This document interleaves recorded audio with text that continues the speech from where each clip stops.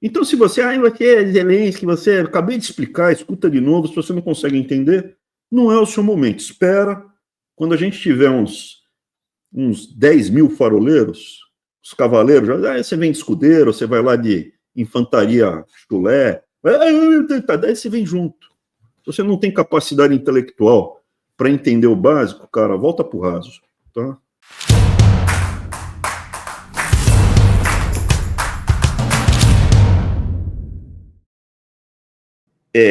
A luta de hoje foi uma luta. Hoje foi uma luta. Hoje o Zelensky subiu no tatame.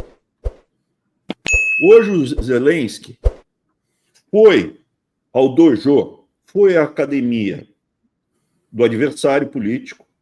O adversário político tirou um sarro dele, ele não se acovardou, manteve a postura, olhou no olho, confrontou, ele ganhou essa batalha. Ganhou lindamente. Às vezes, existe a questão de ponto. Ah, não, deu mais soco, deu menos soco. Mas a mensagem para as pessoas pelo mundo é o seguinte: eu não tenho medo do Trump. Ele olhou de perto. Eu não tenho medo do presidente dos Estados Unidos, eu não tenho medo do Trump, eu não tenho medo do Putin. Um líder que olha para um adversário tão maior e fala: eu não tenho medo de você. Você consegue seguir. Esse cara dá para seguir. Ganhou. O Zelensky já sabia que ele não era covardão, que ele não era um capitão do exército de Deodoro, já sabia disso. Mas ele ganhou meu respeito hoje. Porque você chega, tem toda uma pressão, você está na casa do adversário, na Casa Branca, o Zelensky é um tampinha, o Trump é grandão, várias pessoas contra um só, não ficou com não iam bater nele, não iam torturar ele, tudo bem. Mas ele continuou olhando na cara, manteve, ele ganhou essa batalha. Essa daí, e mandou a mensagem para todo mundo na Europa que não está satisfeito com a abordagem do Trump, mandou essa mensagem para todo mundo nos Estados Unidos que não está satisfeito com o Trump, deu uma lição de moral para o Petro, lá o presidente da Colômbia, que cantou de galo, o Trump tem um tapinha na mesa e ele cacarejou numa situação muito mais sólida do que o Zelensky na Ucrânia. Então, assim, foi uma aula de como um líder se comporta diante de um adversário que está provocando ele. Ele chegou à Casa Branca, o Trump zoou com ele. Repara, põe o vídeo. Ready, close? How are you? Ready, shut? He's all dressed up today. President Trump, what's your message to Vladimir Putin, sir? President Trump. Zoou com a roupa dele. Thank you very much. Zoou com a roupa dele, chegou lá e falou: tá todo vestido na estica hoje, tá? Olha a beca dele. Põe de novo para ver. Zoou com o cara. Ready, close? How are you? Ready, shut? He's all dressed up today. President Trump, what's your message to Vladimir Putin, sir? President Trump. President Trump, you got a message to Vladimir Putin. Thank you very much. Levou para a sala lá de reunião oval, na Casa Branca. E ali foi para cima do cara. Põe aí. Olha a linguagem corporal. JD, you are speaking about. What do you mean? I'm talking about the kind of diplomacy that's going to end the destruction of your country. Yes, but if you Mr. President, with respect, I think it's disrespectful for you to come into the Oval Office and try to litigate this in front of the American media. Right now, you guys are going around and forcing conscripts to the front lines because you have manpower problems. You should be thanking the president for trying to bring an end to this conflict. Have you ever been to Ukraine? Did you say what problems we have?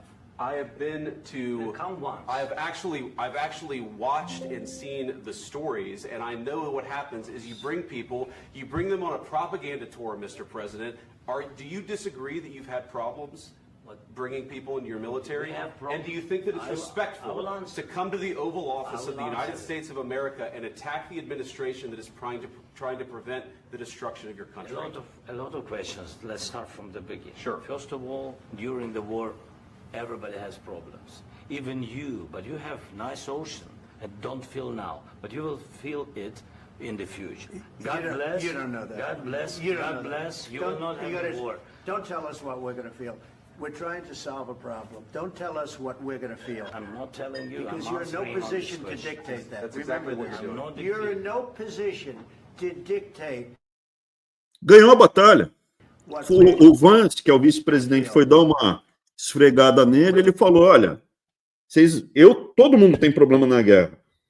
Eu tô do lado da encrenca lá do Putin, eu tô sentindo isso. Vocês têm um oceano separando do Putin, vocês não estão sentindo agora o problema, mas vocês vão sentindo no futuro. E aí o Trump reagiu, se sentiu ameaçado, ele estava totalmente largado. Se você reparar a linguagem corporal, se fosse num dojo, numa luta, o Zelensky está se comportando como um lutador preparado, está em posição ereta, o Vance está agressivo para frente e o Trump estava largado, estava largadaço. Subiu o tom, o Vance foi lá, cutucou, deu uma enquadrada no presidente da Ucrânia. E aí o Trump entrou no meio. Mas se você notar, olha a postura corporal. Quem entende de luta, quem acompanha a luta, a postura do Zelensky e a postura dos dois. Visivelmente, em momento algum, o olhar, olha, a expressão, a cara, em quem você apostaria numa situação de igualdade? Numa situação onde os dois tivessem as mesmas condições. O cara da esquerda é muito melhor para conduzir uma situação de estresse do que o cara da direita. Não se acovardou, ficou tranquilo, ficou calmo, não mudou o tom, não recuou. E os dois ali começaram a se descabelar. Dois contra... Sim, horrível, horrível. Pode pôr. With World War III. You're gambling with World War III. And what you're doing is very disrespectful to the country, this country. That's back to you. Far more than a lot of people said they should have. Have you said thank you? Olha a linguagem corporal. No, in this entire meeting, have you said thank you? Olha a linguagem corporal. And campaign for the opposition in October, offer some words of appreciation for the United States of America and the president who's trying to save your country. Please, you think that if you will speak very loudly about the war, you He's can... not speaking loudly. He's not speaking loudly. Your country's in big trouble. Can I Wait a answer? minute. No, Can you've I done a lot answer? of talking. Your country is in big trouble. I know. You're not I winning. know. You're not winning this. You have a damn good chance of coming out okay because of Mr. us. President, we are staying in our country, staying strong from the very beginning of the war. We've been alone, and we are thankful. I said thanks You haven't in been this allowed. cabinet, You not haven't been only allowed. in this We cabinet. gave you, through I this said thank stupid you. president, Ó, tá encostando no Zelensky. military equipment, and you men are brave, but they had to use our military. What about West? If you didn't have You our invited military me- equipment, you invited if me you to didn't speak. have our military equipment, this war would have been over in 2 weeks. In 3 days, I heard it from Putin. In 3 days, this is something Maybe new. less. In 2 weeks, of course, yes. It's going to be a very hard thing to do business like this. I tell you. Just say thank you. I said a lot of times to American people. Accept that there are disagreements, and let's go litigate those disagreements rather than trying to fight it out in the American media when you're wrong. We know that you're wrong. But you see, I think it's good for the American people to see what's going on. I understand, sir. I think it's very important. That's Olha a why- expressão do Zelensky e a expressão dos dois. A imagem que eu fico é covardia contra uma pessoa que é guerreira. People are dying. I can tell you You're again, running I low know. on soldiers. Don't- Listen, please, you're running Mr. low on President. soldiers. It would be a damn good thing. Mr. And then President. then you tell us, I don't want a ceasefire. I don't want a ceasefire. I want to go and I wanted this. Look, If you could get a ceasefire right now, I tell you, you take it so the bullets stop flying and your men stop getting killed. Of course, we want to stop the war. But you're saying you don't want I fire. said to you, I want a with ceasefire guarantees. because you'll get a ceasefire faster than an agreement. Ask our people about ceasefire, what they think. That wasn't doesn't with matter me. for you what- That what wasn't is me. it. It That was wasn't with with you. a guy named Biden who was not a smart person. This That is was your, with, this that is was with your Obama. president. It was your president. Excuse me. That was with Obama, who gave you sheets, and I gave you javelins. Yes. I gave you the javelins to take out all those tanks. Obama gave you sheets. In fact, the statement is Obama gave sheets and Trump gave javelins. You got to be more thankful, because let me tell you, you don't have the cards. With us, you have the cards. Qualquer um na Europa que não gosta do Trump, nesse momento, fala: o Zelensky merece meu apoio. Ele perdeu, o Trump perdeu essa daí, meu, assim, de 10-0, cara. Perdeu de 10-0. Ele tinha que ter, meu, fica tranquilo, cara, meu, tô aqui para resolver. Só que não vou fazer como o antecessor, meu, não vai ser assim. A verdade é que o Vance avançou, fez a bagunça e o Trump entrou na bagunça do Vance. Eu acho que deveria ter... A minha impressão foi a pior possível desse episódio. E o... Não necessariamente vai ganhar a guerra, porque a Ucrânia está rasgada. A Alemanha falou que vai socorrer, o novo chanceler da Alemanha falou que vai socorrer, vai continuar dando apoio para a Ucrânia, mas a Alemanha sozinha não segura bronca. Mas seja lá o que for, ele entrou para ser moído, ele ia ser moído, e ele saiu muito maior do que entrou. Para mim, esse é o papel do líder. Ele pode até perder, mas ele continuou ativo no processo, ele não se rendeu, ele não chegou lá pro pessoal, se prostrou e fala: faz o que quiser, estou aqui passivo, façam o que vocês quiserem. Ele continua ativo no processo, ele sem dinheiro, sem arma, sem exército, ele continua ativo no processo. Eu já sabia que ele não era covarde, porque quando começou o conflito, mandaram um avião para resgatá-lo, e ele falou: não manda avião para resgatar, manda arma que eu vou lutar. Mas isso aí, pô, me chamou a atenção. Nunca tinha acompanhado tanto, não levava ele tão a sério, porque ele era humorista, né? Ele era comediante. E eu fiquei muito bem impressionado com a reação dele. Não sei se é corrupto, dizem que é. Pode ter um montão de problemas. Mas ele, como líder de algum grupo, nesse episódio, ele saiu maior do que entrou. Ao contrário do Vance e do Trump. Imagina, os dois são dois gigantes, presidente e vice-presidente, recém-eleitos dos Estados Unidos. O outro aí, meu, tá lambendo as feridas e juntando, catando os dentes lá no meio das trincheiras. Bateu boca, chegou tirando sarro. Putz, e a linguagem corporal entrega muito. A linguagem corporal dos três ali. Olha, agora põe a embaixatriz da Ucrânia para você ver a reação. Como você não pode ter gente covarde com você. Olha a reação, olha a linguagem corporal dela. I want a ceasefire because you get a ceasefire faster than an agreement. Ask our people about ceasefire, what they think. Cara, se você não tem condição de subir e apoiar, ela é a pessoa que está no corner do lutador de boxe e começou a ter troca de soco. Olha, escondeu, não consegue olhar. Isso daí, ó, não pode ter. Não é porque é mulher, que é homem, sei lá o que é. Isso daí não pode ter. O cara que está com você nessa hora não podia baixar a cabeça, fechar os olhos. Não aguenta ver a cobra fumar. Eu queria passar primeiro, então, essa é a mensagem. Por que está tão tenso? Porque, evidentemente, as movimentações são gigantescas que estão acontecendo. Rússia, Estados Unidos, China, já está acontecendo antes da posse do Trump. Assim que saiu a vitória, o Trump já começou a articular com Putin para esvaziar o conflito. E eu já disse aqui, o Trump tem mérito na estratégia. Eu não sei se é melhor, se é pior. Eu não sei se vai dar certo. Eu não sei se a gente vai ter uma guerra nuclear quente para valer, explodindo o mundo, porque o Trump seguiu por esse caminho ou não seguiu. Eu apenas digo que a estratégia do Trump tem mérito.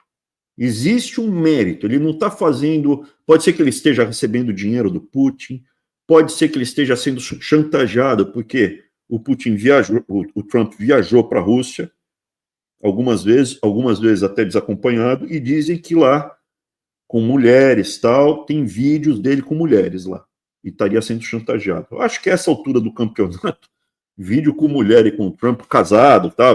Essa altura já tem tanta coisa, pagou prostituta com dinheiro de campanha, o terceiro casamento, não vai fazer a menor diferença.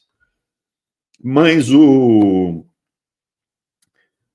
não tira o mérito, mesmo que ele esteja sendo chantageado ou tenha sido comprado pelo Putin, existe um mérito, existe uma lógica na estratégia de uma aproximação com a Rússia, que pode dar certo ou pode dar errado. Não é simplesmente, está vendendo tudo está vendendo o Porto de Santos para a China, entendeu? Por 70 anos. Não tem como explicar. Existe uma lógica. Vai melhorar o fluxo do Porto de Santos. Melhora nada, está continuando uma coisa. Então, existe uma dinâmica, que é o que eu vou tentar mostrar hoje para vocês. São apenas 9 slides. São 9 transparências que eu vou colocar aqui para fazer vocês pensarem de uma outra forma o conflito geral que tá acontecendo. Eu vou ter essa discussão mais aprofundada, analisando as dinâmicas populacionais do mundo. Saiu o dado mais recente dos nascimentos de bebês no Japão, do ano passado. Apenas 700 mil crianças nasceram no Japão. No passado morreu 1.600.000 japoneses, quase 1 milhão de queda de população em um ano. Mas o Japão não é o único. Rússia está acontecendo a mesma coisa. O Japão é o que está mais na frente, mas um monte de outros países está indo na mesma direção. E eu vou apresentar também o que está acontecendo na África. Na África, a população continua crescendo vertiginosamente. Será que vai acontecer isso? O mundo inteiro vai ser 90% africano? E quais os impactos geopolíticos? Porque precisa ter soldado para lutar, precisa ter gente para trabalhar. No caso do Putin, no caso da Rússia, acabou. Não tem mais soldado. A Rússia virou um enorme império, graças a uma população grande que tinha. Essa população gigantesca expandiu a Rússia. E era, junto com o General Inverno, as duas grandes estratégias russas. O que era a estratégia? O General Inverno é o seguinte: como os territórios na Rússia são muito grandes, os inimigos avançam durante o verão, e quando estão no meio do território russo, vem o inverno russo, menos 40 graus, é o russo que sabe viver, a luva do russo, para atirar. Então o alemão chega lá com uma luva dessa daqui lá, na Rússia. Né? Essa luva aqui, você perde todos os dedos.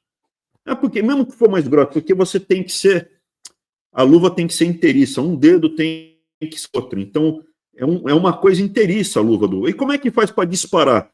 Tem um dedinho que sai, ele tira, põe o dedinho, tira do bolo, puxa o gatilho e põe de volta com os outros, para não perder os dedos. O casaco, o chapéu, toda a tecnologia de guerra na Rússia é baseada no inverno. Então, eles deixam o inimigo entrar, no meio do inverno, o inimigo é varrido do mapa. Aconteceu com Napoleão, aconteceu com os nazistas, aconteceu em menor proporção, mas aconteceu também com os mongóis. General Inverno chama.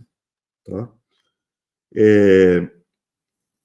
O que acontece? Se você já está na Ucrânia, você está meio caminho de pegar o território. A Ucrânia é estratégica, é um território que serve de proteção para dar profundidade para se chegar nas áreas centrais russas.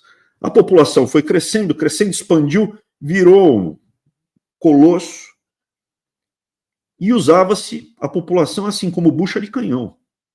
É um rifle para 2 soldados, vai um na frente, a hora que ele morre, o outro de trás pega o rifle para seguir adiante. A vida do russo é... Uma imperatriz falou: qual vai ser a participação da Rússia na guerra? A gente vai fornecer carne humana.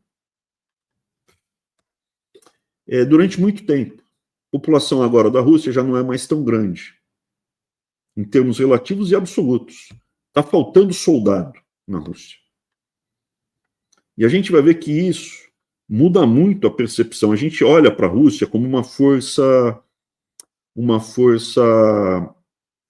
ofensiva.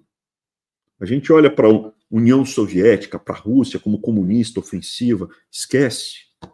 Eles estão na defensiva. A Rússia está na defensiva há quase 100 anos. Eu vou repetir para as pessoas não... A Rússia está se defendendo, perdendo espaço há quase 100 anos. Quando você muda a perspectiva, não se trata de comunismo.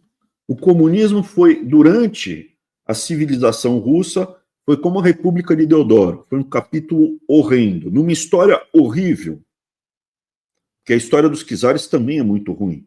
Assim como Putin também é muito ruim. Mas é melhor você estar nos czares ou com Putin do que com Stalin. Muito melhor. Não para todo mundo, porque né, eventualmente um outro foi morto. Muita gente foi morta pelos czares, e o Putin também manda passar o cerol em muita gente. Mas o Stalin é loucura. Mas não foi só Stalin. O regime comunista foi muito mais sanguinário do que esses dois outros movimentos horrorosos. Se você olhar a civilização russa, que tem mais ou menos é pouco mais velha do que a brasileira. Quando você pensa em civilização luso-brasileira, quando você pensa só no Brasil, a gente tem quase o mesmo tempo que a Rússia Grande. Quando a gente pensa em luso-brasileiro, a gente é mais antigo do que o russo. Então, eu queria trazer um prisma novo para que vocês enxerguem a Rússia. Não estou defendendo, não. Eu não estou falando que é melhor fazer acordo com a Rússia. Eu não consigo nem avaliar isso. Meu papel nesse aspecto aqui é olhar do ponto de vista neutro. Eu não tenho... Expressão americana é I don't have a dog in this fight.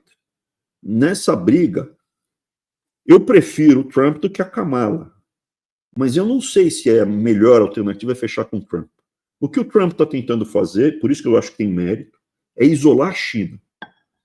Hoje, desse lado tem Estados Unidos, mundo ocidental que também está em decadência, também está com um monte de problemas, não está totalmente fechado, enfrentando o quê? China e Rússia.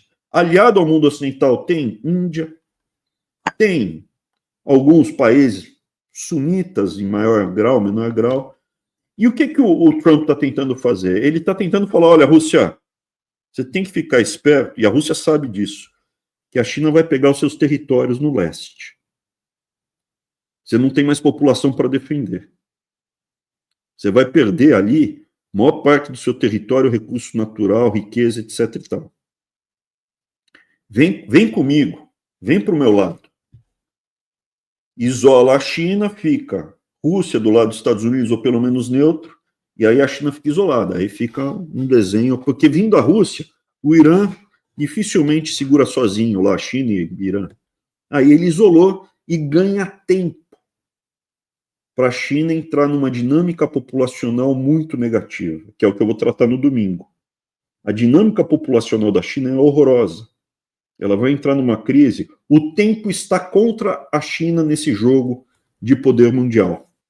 O tempo está contra a Rússia. E dos Estados Unidos? Eu vou mostrar tudo isso no domingo. Quem não é membro do canal pode depois ver na segunda-feira. Tá? Não tem problema, não.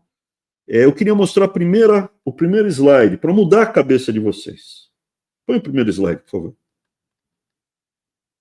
O problema é o demônio vermelho, o comunismo. Não esquece comunismo, não tem mais comunismo na União Soviética. O comunismo, hoje, as vertentes mais modernas do socialismo, Escola de Frankfurt, estão muito mais presentes no Ocidente do que na Rússia. Vai fazer uma passeata a favor do casamento gay em Moscou. Vai lá falar que menino, menina, vai levar bordoada. A desconstrução da família, a desconstrução de valores básicos da civilização ocidental, baseado no socialismo da Escola de Frankfurt, é muito mais forte do que ainda tem gente com saudosismo do Stalin e tal, mas ali, cara, já não faz mais um impacto destrutivo. Você tem que sempre lembrar que o comunismo é uma ruptura com o antigo regime. Isso vem da tradição longa, da Revolução Francesa, etc. É uma ruptura.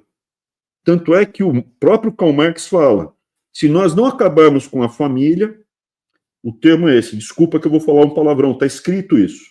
Nós sempre voltaremos à mesma merda anterior. Eu não li o resumo do Das Kapital, eu li o Catatal inteiro. É enorme. Eu li toda aquela coisa. Tá? E tirei nota alta. Essa nota alta o pessoal não fala. Tá? Se eu não me engano, a minha média foi 9, alguma coisa assim. Teoria do valor, primeiro e segundo semestre. Esquece. Não esquece. Olha para essa história toda, não como a União Soviética, mas como a civilização eslava, russa, lutando por terra, por recursos, por poder, conduzida por famílias e grupos que comandam a Rússia desde a Revolução Soviética, desde 1917. Não são mais os czares foram afastados, houve uma ruptura em quem conduz o país, tá?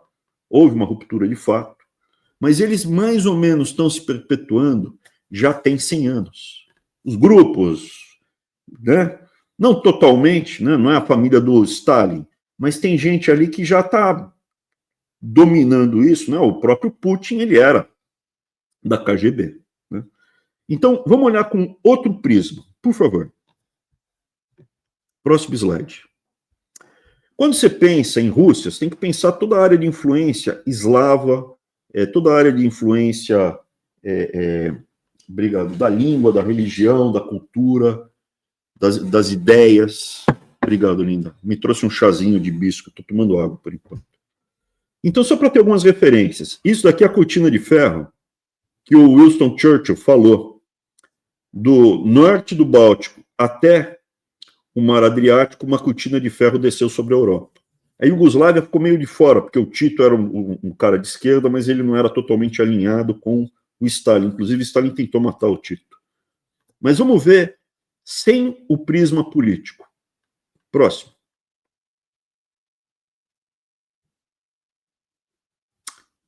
Não sei se o Eric caiu, às vezes cai e vocês estão me escutando. Quer para o próximo slide? Próximo, por favor. Às vezes está travando aqui, galera. Minha internet está uma porcaria, desculpa. Tá bom. Isso daí foi se você olhar, durante o período soviético, durante o comunismo, áreas que a União Soviética chegou a expandir o máximo. Ou pouco antes, durante o comunismo, pouco antes, Finlândia, né, foi antes do comunismo, mas foi tomada, estava na disputa para tomar a Finlândia, a Polônia foi tomada, toda essa parte dos Balcãs ali embaixo, né, que você pega a Hungria, Romênia, Bulgária, Albânia, Iugoslávia, era tudo debaixo do comunismo.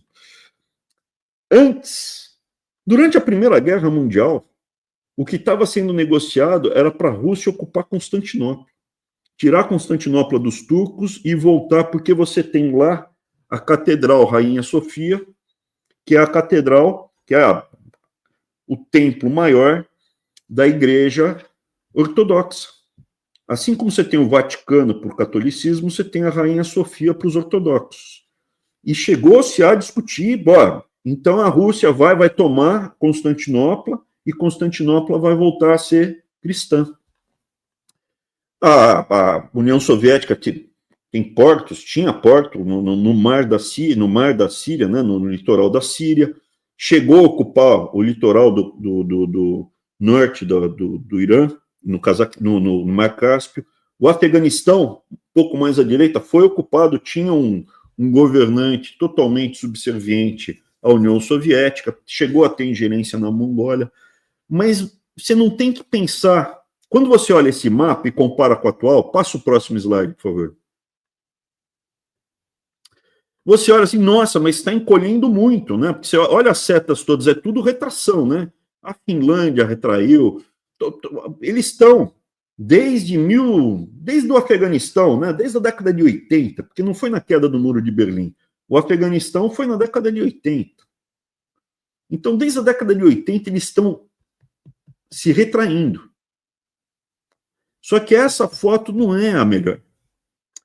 Passa o próximo, por favor. A melhor foto para mim, aqui são os países todos que surgiram com a queda da União Soviética. Então, Estônia, Letônia, né? Látvia é Letônia, Azerbaijão, Geórgia, Uzbequistão, Moldávia, Ucrânia, Bielorrússia, Turcomenistão, Armênia, Tajiquistão, Cazaquistão. Perdeu 1/3 do território. Próximo, por favor. Eu prefiro ver a disputa com um horizonte maior, mais longo, e sob o prisma desse livro daqui, Choque de Civilizações, do Samuel Huntington. Então, ele acertou muita coisa quando ele escreveu, errou muita coisa, mas eu gosto do prisma que ele introduz, que são civilizações. Próximo slide. Ele divide o mundo em algumas civilizações, óbvio, é uma coisa que simplifica muito, perde, empobrece e tal, mas basicamente ele falou, existe uma civilização eslava cristã ortodoxa. E essa civilização eslava cristã ortodoxa, ela briga junto, ela trabalha junto, ela atua junto, ela defende os interesses das famílias que dominam essa civilização juntos. Daí tem a civilização da América Latina, tem o mundo ocidental, tem o mundo islâmico, ele divide em vários, tá?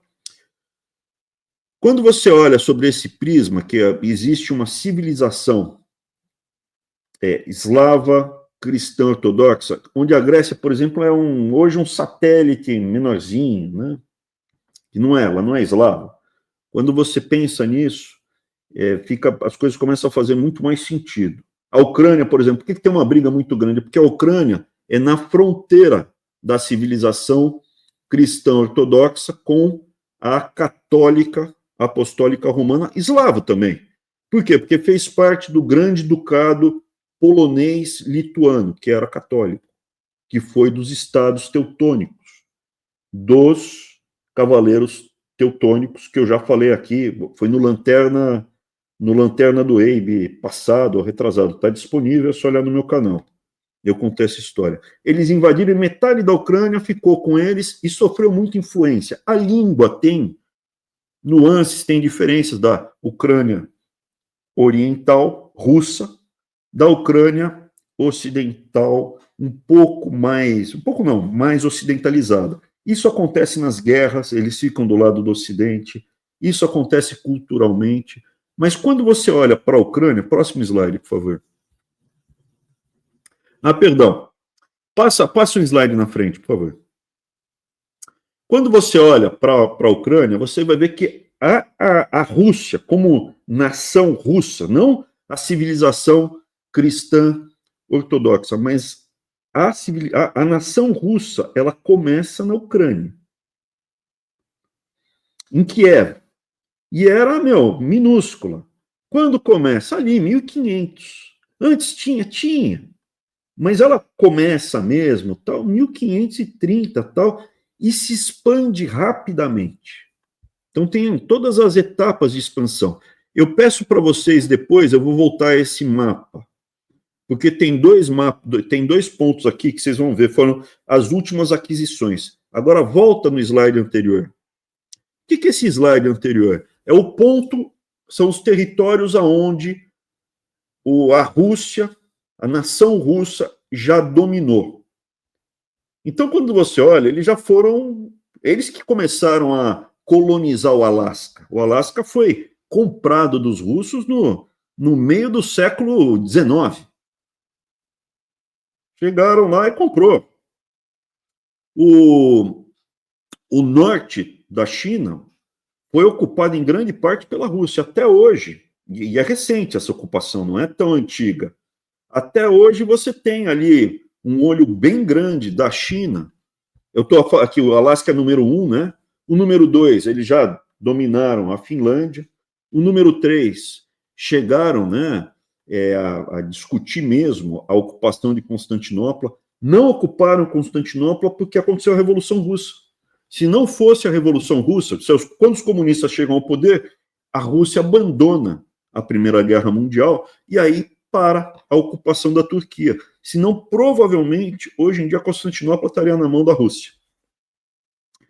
O número 4 é muito interessante comentar. A Rússia teve 2 movimentos de expansão, uma na direção, em todos os lados, né? Expandiu para todo lado, mas da Europa tentou ocupar a Europa, para o sul, para o Oceano Pacífico, eles foram ocupando, né? Tomaram durante a Segunda Guerra Mundial as Ilhas Sakhalinas, inclusive do Japão, que fica ao norte de Hokkaido, tomaram ali a Manchúria, depois devolveram um pedaço, mas enfim. Mas tem uma parte que poucas pessoas sabem, são 2, né? Essa tomada de Constantinopla, que se não fosse a Revolução Russa, hoje em dia provavelmente Constantinopla era russa, e a segunda, que eles tinham o plano, sim, de chegar até o Oceano Índico. As botas dos nossos soldados ainda serão aquecidas pelo mar, pelo Oceano Índico, pelas águas quentes do Oceano Índico. As botas dos nossos soldados ainda serão molhadas pelas águas quentes do Oceano Índico. Por isso que você pega o número 4, ali o 4, o ponto mais baixo é o Afeganistão, mas isso daí de olhar e tentar chegar até o Oceano Índico é um projeto muito antigo. Evidentemente, você só consegue, foram entregando Alasca, Finlândia, estão perdendo território há muito tempo. Há quanto tempo eles estão retraindo, perdendo territórios? Há 100 anos. Há mais de 100 anos. Eles estão perdendo território. O ponto máximo deles, em termos de área total, não sei, mas já ficou no passado. Eles ainda estão em retirada. Eles vão continuar perdendo, porque a população diminui. Se não tem população, não vai ter território, óbvio. Tá? Volta no slide lá que eu tinha pedido, naquele lá que eu tinha pedido para passar. Então, você tem 2 áreas aí que, nas simulações de guerra das Forças Armadas russas atuais, eles ficam, super cururu, super desconfiados e preocupados. Uma é ali a região de Vladivostok, toda riqueza mineral, o mar estratégico, tudo que você puder imaginar tem aí, com pouquíssima população. E ali na região do Lago Baikal, uma das maiores reservas de água doce do mundo, também um monte de recurso natural e população ainda menor. E, historicamente, isso foi até tomado, não tem tanto tempo assim, do que era a China, né? A China ir lá e ocupar, a China tem 1 bilhão e 400 milhões de habitantes, a Rússia tem 10 vezes menos e caindo, né? Então, hoje existe uma preocupação. O que o Putin, na minha opinião, olha para o quadro geral e fala, eu não quero mais esses malucos da Europa. Acabou? Tem mais algum slide? Não. Não, esse é o último. Pode tirar? Não, pode tirar. Então, assim, para encerrar, e aí eu convido quem quiser depois, a gente vai discutir isso mais a fundo, não somente esse aspecto, vai discutir cenário global, mundial, em função da queda de natalidade. A queda de natalidade, a queda populacional foi o que faltou na França. A França tinha o quê? Uma população enorme nas guerras, aí vem a Revolução Francesa, Napoleão, tal, acabou a população. Perdeu o gás. Então você precisa ter homens jovens para lutar, senão você não tem forças armadas. Ah, mas tem drone? Tá bom, então. O que eu acredito? Eu creio que existe um grupo comandado pelo Putin de várias famílias, várias pessoas na União Soviética que hoje controlam a Rússia. Vivem muito bem, são os donos daquela nação, que não é democrática, que não gostaria que os meus filhos crescessem na Rússia de forma alguma, só que eles têm interesse em manter o negócio rodando, não é como a nossa nação brasileira que está na mão de psicofantas que estão preocupados em roubar o que conseguir, enfiar na boca e ir para o carnaval com chip de testosterona para, sei lá, cair de boca numa anaconda, entendeu? Então, a elite brasileira é um traste. É um traste. Elite da qual os líderes do PT fazem parte. Hoje, os líderes do PT têm patrimônios gigantescos. Já falei aqui. Eu acho que esses russos eles têm uma visão de mais longo prazo, uma preocupação em manter a nação deles. Essa preocupação, de tempos em tempos, bate na elite. Então, o que aconteceu aqui nos Estados Unidos? As famílias que antes estavam apoiando os democratas, falaram, opa, esses caras daqui estão enfiando o pé na jaca, vão escangalhar os Estados Unidos. Viraram e estão apoiando o Trump. É melhor fazer isso antes que os Estados Unidos vire o Canadá. O Canadá vai continuar sendo um país bom para se viver, mas piorou muito, piorou muito. E quem está no topo perdeu o poder. A elite russa, quando vem a revolução bolchevique, pô, os caras perderam. Fizeram um monte de trapizomba, não cuidaram, não planejaram, foram um bando de imbecis, perderam a nação deles. No Canadá, perdeu mais ou menos. Na Europa Ocidental, estão perdendo, está tendo uma briga. Esse pessoal mais à esquerda, bilionário, de famílias, Davos, né? Nova Ordem Mundial, aqueles caras lá, Shredders, os caras todos aí do amigos do Tarcísio. A patota do Tarcísio está toda lá nesse grupo. Dinheiro não tem carimbo, é grana, vamos desconstruir, reduzir. Passa pela discussão de reduzir a população de todos esses países. A gente vai falar por que reduzir a população. Só que você não pode reduzir muito, e muito rapidamente em relação aos outros, senão o outro vai continuar tendo exército e você não. Né? Então, administrar mesmo, é complicado isso. E não é 100% conduzido, tem a ver com a tecnologia, tem a ver com a riqueza, tem a ver com a urbanização, com o fato de haver a previdência social. Você não precisa se preocupar em ter filhos quando você ficar velho, porque o seu filho vai te sustentar quando você ficar velho. Vou receber dinheiro do INSS. Né? Então tem vários aspectos aí. Mas eu queria que vocês enxergassem o seguinte: a Rússia não como um agressor simples. A Rússia como um grupo de famílias conduzindo uma nação, tentando preservar riquezas, recursos naturais, território que serve como proteção à existência deles física, o máximo possível. No momento que eles estão acuados pela China, estão acuados pela Europa Ocidental de esquerda, querendo ir para cima deles. Então, mas ele começou, lógico, não tem bonzinho na história. Se ele puder arrancar o teu couro, vendendo gás caro, petróleo caro, é óbvio que eles vão fazer, que o russo vai fazer. Não tem bonzinho na história. Eu estou falando de real politics, a verdade como ela é, dura. Mas o Zelensky não sei o que lá, não falei que ele é santo. Eu falei que ali ele teve brio, ali ele não se acovardou, ai meu Deus do céu, não amarelou, não pediu, não implorou, não se rebaixou. Se ele vai ganhar, não vai ganhar, eu não consigo avaliar qual é o melhor resultado para a nossa vida, nós do Farol da Liberdade, nossas famílias que estão reunidas aqui no Farol da Liberdade, parte da nação brasileira.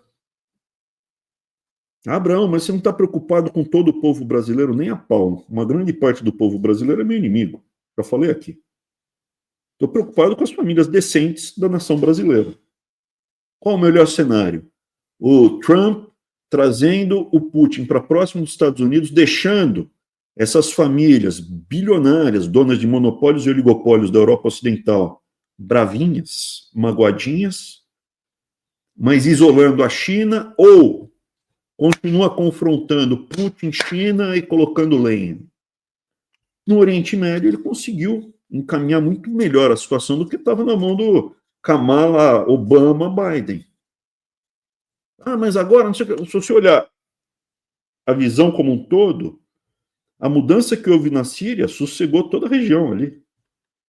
E ele conseguiu até controlar o maluco sunita que ele botou no poder. Você não está escutando falar em massacre dos cristãos, nem dos alauítas, nem dos drusos na Síria. Então as coisas estão sendo conduzidas, e isso foi negociado. A saída do Assad da Síria foi negociada com o Putin. Não seria viável sem o Putin. E o Putin é o caminho para você fazer uma mudança no Irã também. Então, assim, olhando, eu não confio no Trump pelo passado do Trump, como mulherengo, sem vergonha, empresário, roleiro, acabou de fazer um meme coin, acabou de lançar um meme coin, não tão chinfrim quanto o Milei da Argentina, mas ele fez a mesma coisa, só não alucinou que nem o Milei, mas fez a mesma coisa. Então, eu não confio no Trump. Mas eu o levo a sério. Ele é um jogador que mexe o tabuleiro, e eu tenho que analisar ele não como um louquinho, não como um imbecil, não como um... Eu tenho que ver, não como o Biden, Joe Biden, não. Ele tem um jogo mais complexo. E eu acredito que talvez essa estratégia de isolar a China, trazendo a Rússia para próximo dos Estados Unidos, até culturalmente, interesses, o que a Europa Ocidental ameaça a Rússia? Não quero pagar tão caro o preço do gás, do petróleo, quero um pedaço da Ucrânia. Não, tudo bem, mas a Rússia não tem mais população para tomar a Europa. Não vai mais. Cara, não consegue nem manter o próprio território. Faz muito mais sentido isolar a China, fazer a mudança no Irã, e das civilizações islâmicas, historicamente, é uma das mais próximas do Ocidente. Historicamente, os iranianos, eles são, estou falando assim, milhares de anos, estou falando dos últimos 100 anos, estou falando antes da islamização. A própria língua deles é uma língua convergente com as línguas indo-europeias, o que a gente chama de persa, né? Porque não é persa, Persa é o nome do que o Ocidente dá de Perseu, né? São os descendentes de Perseu, que os gregos davam. Então, a língua iraniana, o que chama-se de persa, né?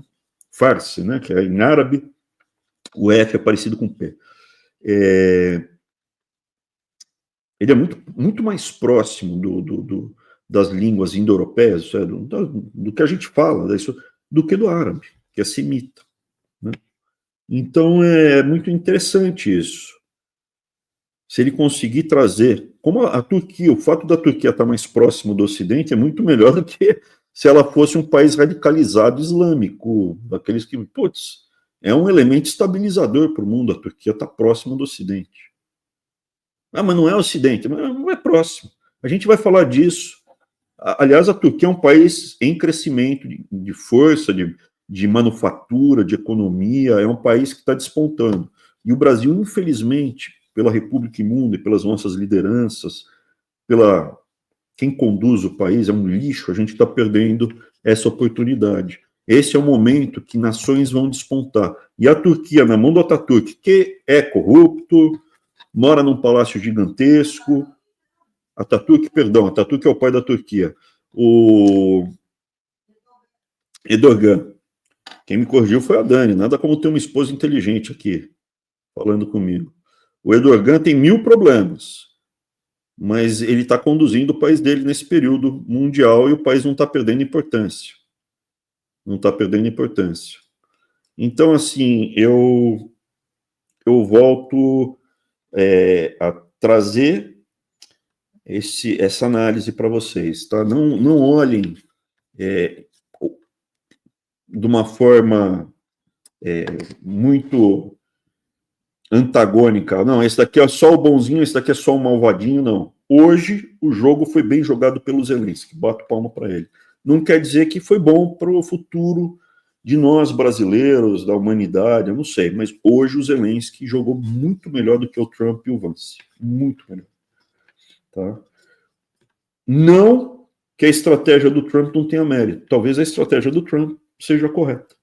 Tá? Eu não consigo dizer hoje se a estratégia do Trump é a melhor. Acredito que é. E eu acredito que essa estratégia é melhor do que a do Biden, melhor do que a do Obama, melhor do que a dos Clinton. Por isso que uma grande parte da elite americana mudou para o Trump. Era isso que eu tinha para falar hoje. Vamos para os outros assuntos, Eric? Tá mudo, eu não estou te escutando.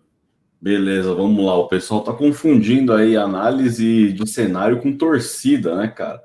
Já estão falando que você é zelenquista aqui, que você já falaram que você é pró-Rússia, já falaram que você é pró-Ucrânia aqui. O pessoal tá... Ó. Vou morrer de medo de ser cancelado. Um monte de rugas na minha testa, por você cancelado. Cara, meu, sim, eu já falei, minha preocupação nesse momento não é com o imbecil, não é com o gado, não é com... A minha preocupação é a formação de guerreiros. A gente está com um movimento estruturado, organizado, fazendo um barulho danado, incomodando muito, com ideologia, com estratégia, visão de médio e longo prazo. A minha preocupação hoje é informar os faroleiros. O que é o faroleiro? É o cavaleiro templário que vai resgatar a nação, o território e reconquistar o Brasil. Assim como foi feito em Portugal, assim como foi feito na Península Ibérica, nós temos um projeto de resgate da nação, refundação da nação. Havia lá atrás a nação lusitana. Veio o árabe, destruiu, ocupou.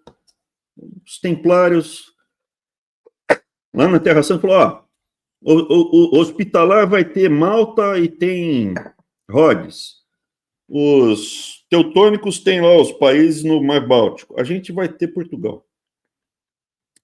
Está aí disponível para você escutar, ver os argumentos. O Farol da Liberdade é um movimento organizado, com ideologia, com programa, com proposta. Não para reduzir, óbvio que sim, né?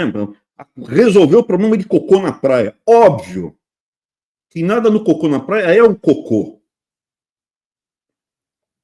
É óbvio que é para acabar com a alfabetização que não funciona do Paulo Freire, mas isso já está encaminhado até.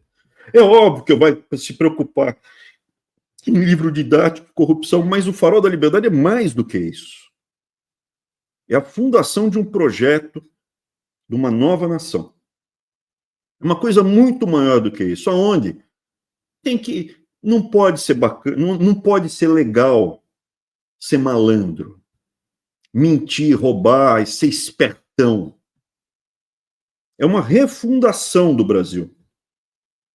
Como foi feito ali em Portugal pelos Templários. A fundação do Condado de Portugal foi feita pelos Templários. Um estatuto, regra,